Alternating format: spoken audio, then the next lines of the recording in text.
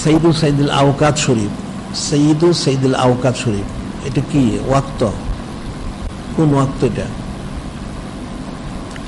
এটা হচ্ছে নূরে মুজাসসাম হাবিবুল্লাহ হুজুর পাক সাল্লাল্লাহু আলাইহি ওয়াসাল্লাম তিনি যে সময় জমিনে তাশরিফ এনেছেন, শুভ সাধন, না দিন না রাত্র, যে ওয়াক্তটা, সেই ওয়াক্তকে বলা হচ্ছে সৈয়দু সৈয়দুল আওকাত শরীফ। সমস্ত ওয়াক্ত যত সাইদ, তারও সাইদ হচ্ছেন ওই সময়টা। সুবহানাল্লাহি ওয়া তাআলা। আবার হচ্ছে সৈয়দু সৈয়দুল সাদ শরীফ, সৈয়দু সৈয়দুল সাদ শরীফ। সাদ তো সময়, কোন সময়? যে সময় নূরে মুজাসসাম হাবিবুল্লাহ হুজুর পাক সাল্লাল্লাহু আলাইহি তিনি দিদার মোবারকে তাশরিফ নিয়েছেন, সেটা কোন সময়?